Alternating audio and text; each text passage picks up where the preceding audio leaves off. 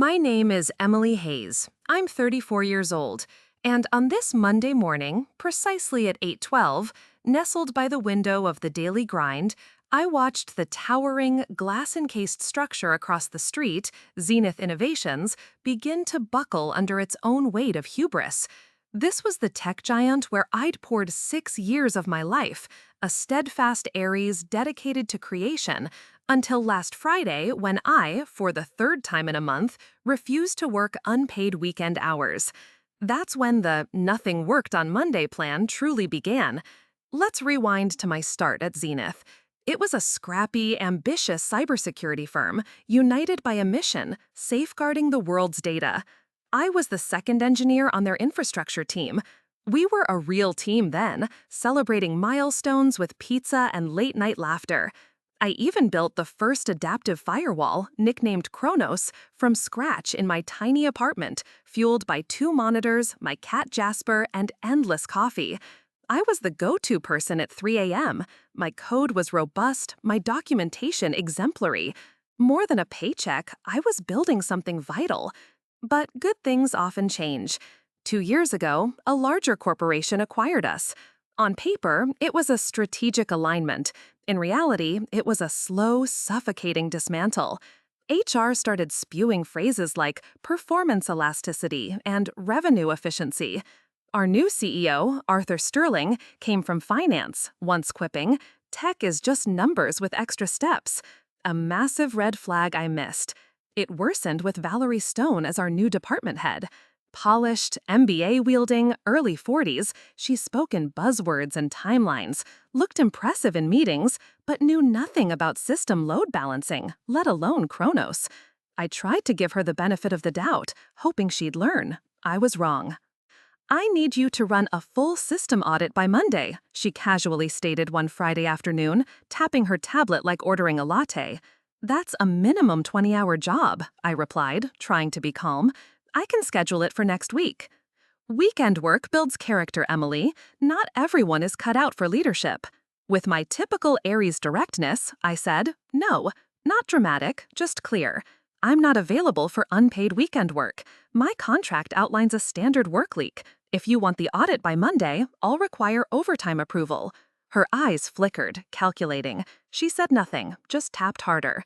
That night, 3 emails arrived. One assigning the audit anyway, one reiterating team expectations, and one marked high importance. Failure to demonstrate flexibility may impact performance reviews. I respectfully declined again, copying HR and attaching my contract. The silence that followed was deafening. On Monday, nothing happened. On Tuesday, I was removed from a client project I'd led for 2 years. Wednesday, excluded from infrastructure roadmap planning. Thursday, the HR calendar invite came, 1:30 p.m., Emily Hayes performance discussion. It was a 4-minute farce. Valerie read from a script. "We've decided to part ways, effective immediately, for lack of team spirit and resistance to leadership directives." She used the word laziness. Laziness after 6 years of saving their infrastructure countless times. Gary, the security guard, looked more upset than I was as he walked me out. "It's not right," he whispered. "It's fine, Gary," I smiled. "I've already made peace with it." What Valerie didn't grasp was that Chronos, the network's very heartbeat, required manual authentication every 72 hours from a primary architect to maintain live sync with external client shells. This wasn't a bug, it was a security feature by design. Chronos wouldn't accept replacements without a coded token only I possessed. No sabotage, just protocol. And it was Friday, making Monday morning 72 hours later. At 8:12 a.m., at the daily grind, coffee in hand, I watched the lights flicker at Zenith Innovations. Chronos had paused. Its heartbeat was gone. Zenith had no idea of the trouble brewing. The moment the lights flickered, I knew Chronos had initiated its lockdown. From my window seat, I stirred my coffee slowly, deliberately. I wasn't rushed. The system I designed was methodical, like me, embodying the patient, strategic side of an Aries once the initial charge is made. Phase 1, isolate external shells. Phase 2, freeze access to logs. Phase 3, shut down client-facing operations. A security measure, not a crash. And unless the original architect renewed the token within 72 hours, everything locked. As of 8 a.m., the window had officially expired. Across the street, panic unfolded. A suit sprinted to the elevators. Two more appeared in the lobby, phones to their ears, faces pale. By 8:15 a.m., Zenith's website crashed. Client dashboards followed. I didn't gloat, didn't even smile, but there was a quiet satisfaction watching a company that called me lazy scramble over its own negligence. I'd done nothing wrong. That was paramount. Before leaving, I'd submitted all required documentation to IT compliance, including Chronos' 72-hour renewal, detailed instructions on rotating the token, offers to teach ignored, dismissed with, "We're too busy, just document it." The system wasn't complicated, it was thorough. And those in charge thought thorough meant slow or worse, replaceable. My phone buzzed, a number. Then four more in 3 minutes, Zenith's internal line. I hit record. At 8:21, the cafe door opened. Olivia Vance, Director of Risk and Compliance, scanned the room, instantly spotting me. "Emily Hayes?" she approached. I nodded. "We're experiencing an urgent systems malfunction. Are you aware?" I sipped my coffee. "I designed Chronos, so yes, I'm aware." She sat, uninvited, breathing sharply. "We need you to come in immediately." I raised an eyebrow. "I'm no longer employed by Zenith. That was made very clear." "I understand, but we're in crisis. We're prepared to discuss terms." There it was. I slid a printed envelope across the table, a one-page consulting agreement, $450 an hour, 4-hour minimum, no admission of wrongdoing, remote work only. Olivia blinked. "Is this a joke?" "No," I said calmly. "It's industry standard for emergency mitigation." She didn't argue, standing. "Legal will review. Expect a call within the hour." At 8:42, an unfamiliar text. Nexus Enterprises reporting full outage. Status. Nexus was Zenith's largest client, millions in contracts. At 8:53, Zenith's stock dipped 4%. The Case's silence was comforting. Life moved on as a corporate empire unraveled. I remembered Valerie's voice. "We don't accept laziness here."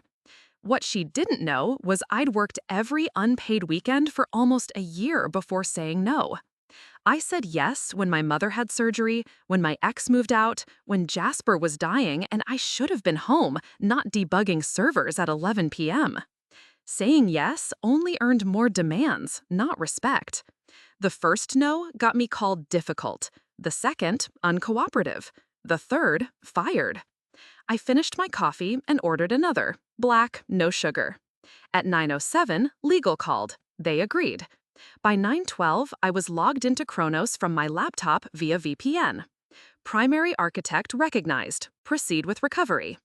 Yes, I tapped a few keys, and Chronos began reversing the lockdown, step by step, exactly as designed. No shortcuts, just understanding. By 9:28, dashboards flickered online. Internal logs synced, client portals resumed. Nexus servers reconnected. Olivia texted, "Are we stable for now?" I replied, "To stay that way, we need to talk proper system training and knowledge transfer this time." No reply, but across the street, I saw Valerie in the lobby, phone to her ear, eyes wide with confusion, maybe fear. The heartbeat was back, but I had just begun to reclaim mine. By 9:45 a.m., Zenith Innovations was barely back online. Client services stabilized, support tickets slowed. Nexus Enterprises sent a 2-word email, "Thank you." I remained at the daily grind, fingers hovering, my second coffee half finished. Through Zenith's reflective glass, shadows paced the 10th floor executive offices. They had their system back, but control? That was a different story. I logged off, disconnected the VPN. 4 hours, $1,800 earned. Legally, ethically, professionally invoiced. My inbox pinged. Subject: Urgent Chronos System Access Protocol from Valerie Stone.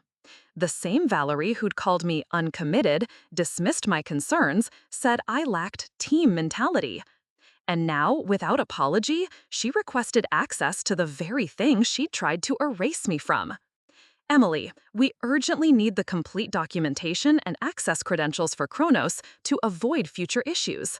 As you're no longer part of the team, please hand off all remaining proprietary knowledge so we can continue operations uninterrupted. Regards, Valerie Stone, Director of Engineering. No greeting, no thanks, no acknowledgement that their infrastructure would still be offline without me. I didn't reply. Instead, I called my attorney, Sarah Jenkins, a sharp litigator and longtime friend. You did everything by the book, she said after I laid it out. If they want ongoing access to your designs or expertise, they pay for it, period. You were terminated without cause. They lost the right to demand anything. What about the documentation I already submitted? You gave them what was required. If they didn't read it, that's their problem. You're not their babysitter. Sarah paused. But be careful, Emily. The higher the stakes, the more likely they'll spin the narrative. They may be preparing for damage control. She was right. By noon, LinkedIn buzzed with rumors. Temporary system outage at Zenith, routine maintenance delay, client dashboards unavailable for scheduled updates. Scheduled updates. Their story was a whitewash. But people talked. A junior developer messaged me anonymously. Emily, they're saying it was a glitch, nothing to do with Chronos. Everyone knows it's not true. Just wanted you to know people are on your side. That hit me harder than expected. I thought I was alone, that nobody saw how much I gave. But they had noticed, quietly, silently, as people do in workplaces where speaking up has consequences. My phone buzzed again.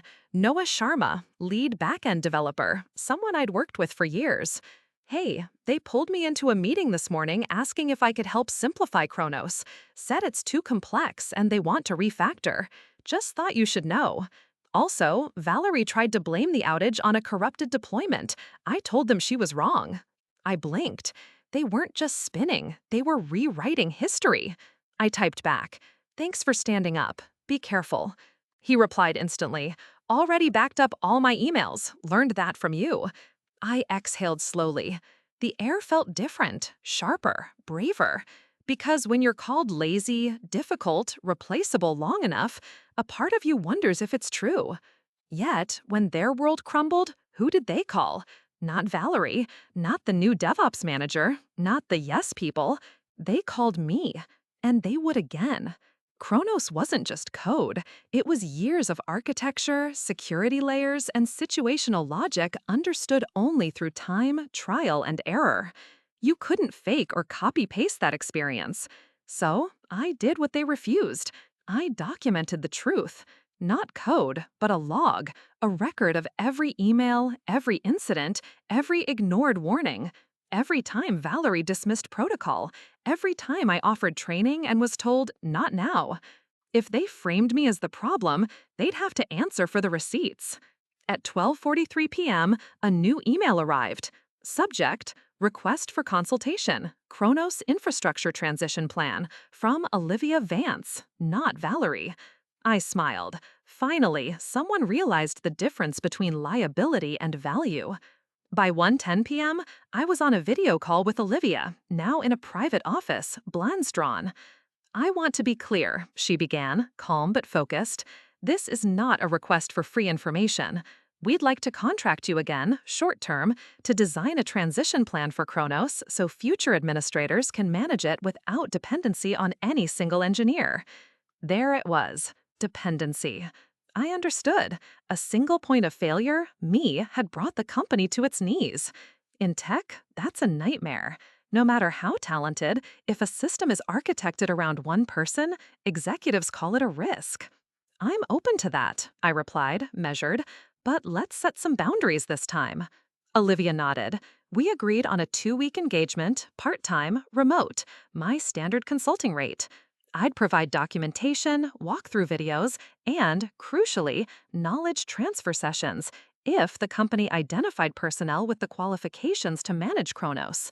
This wasn't about revenge, it was about clarity. I knew the system could be transferred, but not to someone like Valerie, who couldn't distinguish a load balancer from a firewall exception.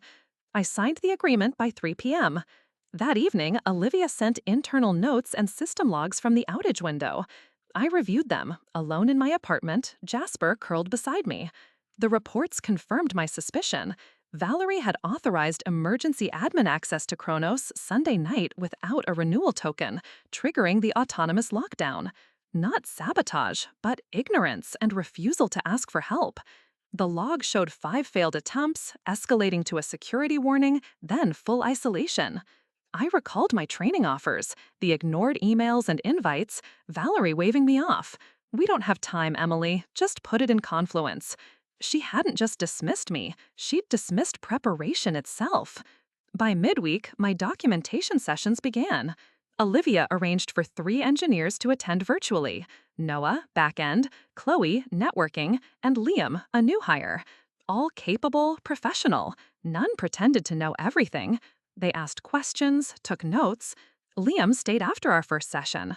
"This is some of the cleanest architecture I've seen. It's tight." That meant more than I expected. For the first time in over a year, I felt respected. On Thursday afternoon, recording a walkthrough, I received an anonymous Slack message. "Valerie's on leave. HR announced it this morning." No details, but easy to guess. Olivia confirmed it later, off the record. Decisions were made without proper risk evaluation. The board's not happy. Too much exposure, too many close calls. I asked if Valerie was fired. "Not yet," Olivia said carefully, "but she's not part of this transition. Frankly, she shouldn't have been in the role to begin with." It was the first time anyone inside Zenith admitted that. It felt validating, not triumphant, just real. I hadn't wanted Valerie to fail. I just wanted to do good work in a place where good work was valued. But somewhere, productivity had replaced humanity. Loyalty was measured by how much you'd sacrifice: time, evenings, health, identity. The more you gave, the less they valued it. That was the lie, and I had finally stopped believing it. At the end of my first week back as a consultant, Noah stayed on our call. "You know," he said, "after you left, people were scared to speak up. Even those who knew what was happening, they thought they'd be next." I nodded. "I get it. I was scared too. But you still stood your ground." I just said, "Thank you." He smiled. "You should have seen Valerie's face when Olivia pulled out your February security memo. I swear she turned 3 shades of white." We both laughed. That night, I bought a blank journal. I hadn't written personally in years. Something had shifted. I'd lived through something ugly and emerged stronger, clearer, lighter. I'd been so consumed by deadlines, I forgot to pause, to breathe. Now I had time to reflect, set boundaries, decide what was next. Zenith's system was back online, but mine had just begun to rebuild. It was Monday again, 1 week after the shutdown. This Monday was different. No flickering screens, no frantic executives, no desperate calls. Just silence. Not chaos, but the quiet of consequence. I just wrapped my last training session. Over 10 days, I guided Noah, Chloe, and Liam through Chronos' layers. They listened, took notes, learned, giving me hope, not for Zenith, but for the people still striving within a system that nearly failed them. That morning, I finalized my last deliverable, a comprehensive Chronos transition guide with flowcharts, fallback procedures, and a simplified code index. I triple-checked every detail. This wasn't about holding back. That part of me was gone. If they wanted to move forward, they needed transparency and respect, the same things I'd once given freely. Olivia messaged around 10:30 a.m. "Emily, thank you. Everything is clean and complete. The team has nothing but praise. I'll process your final invoice today. And then, would you be open to a longer-term advisory role?" I stared at the message. Would I go back? To the company that called me lazy, fired me without warning? Walk back into that building, even with Valerie gone, and try to build something new? I typed and deleted replies. Finally, "Thank you, Olivia. Grateful to have helped stabilize things. But at this time, I need to step away, reconnect with myself, and figure out what's next. I wish the team the very best." Her quick reply: "Understood completely. Door is always open." Simple, respectful, no pressure. The tone I'd missed for years. Later, I took Jasper to the balcony. He watched birds. I watched the city, slower, softer. My phone buzzed. A text from Noah. FYI, Valerie officially resigned. Not just leave anymore. You okay? I replied, honestly, yeah. People are breathing again. I smiled. No vengeance, just peace. I knew how corporations worked. Valerie's departure probably came with a plush severance. But in the quiet spaces, people remembered how she led, or failed to. The legacy of poor leadership doesn't vanish. Sometimes, the most powerful accountability is silence. That night, I had dinner with old friends. You look different, like taller, one said. I laughed. Probably just better shoes, but it wasn't. It was weight lifted. I'd carried the burden of being the reliable one too long. Now I had space to ask what I wanted. Before bed, I checked my email. A new message. Saw your name mentioned. Open to new opportunities? It was a hiring manager from a mid-sized cybersecurity startup.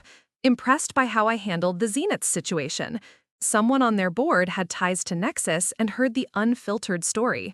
I didn't reply immediately, not because I wasn't interested, but because for the first time in years, I wasn't desperate to prove myself.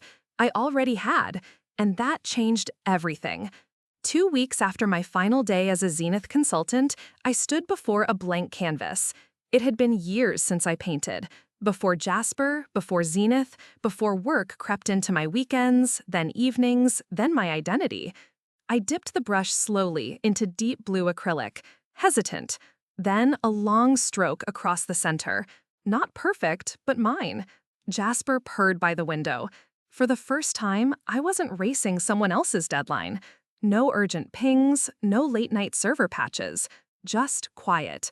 Brenda, the recruiter, followed up twice. Polite, never pushy. Her startup had a reputation for balance, clear boundaries, a truly human culture. Still, I didn't respond. Whatever I chose next, it had to be from choice, not fear or ego. I wasn't trying to be indispensable anymore. I was just living it. That Monday, an email from Chloe, one of the engineers I'd trained. Update and something you should know. Emily, thank you again. Your documentation was gold. It saved us more times than I can count. Also, Olivia introduced a new internal policy last week, the Chronos protocol. It prevents any system from being owned or designed by just one person without documented backups and shared ownership. It's based almost entirely on your recommendations. She even gave you public credit. You changed more than you think. I read it twice. The Chronos protocol. They could have buried it, but instead, they used my work to build a safeguard. Not just for infrastructure, but for people like me who give too much and are told it's never enough. I never got that credit full-time, but now it wasn't vengeance. It felt like legacy. Days later, I met Brenda for coffee. Not an interview, just a conversation. She was smart, funny, refreshingly blunt. We've got too many burned-out engineers who think martyrdom is normal, she said. We're trying to build something different. I told her my story. She didn't flinch. I hear stories like yours all the time, she said, but rarely with that kind of ending. What kind of ending? The kind where someone doesn't let it break them. I left the cafe without an answer, but smiled the whole walk home. The following week, I said yes to a part-time advisory role with her firm. Not a full-time job, not a 70-hour grind, just thoughtful, project-based consulting that respected my time and expertise. I set my own hours, worked remotely, and they paid for training. By the third month, I started my own LLC, Axiom Core Consulting, focused on ethical systems architecture, documentation standards, and sustainable tech culture.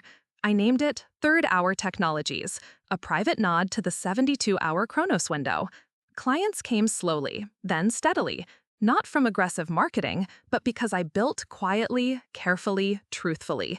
Word spread, especially among mid-sized companies who didn't want to end up like Zenith. Every time I got on a call with a new team, I started with the same line. Let's build it the right way so it doesn't fall apart when one person finally says no. Because if there was one thing I learned, the first time you say no, you'll be called difficult.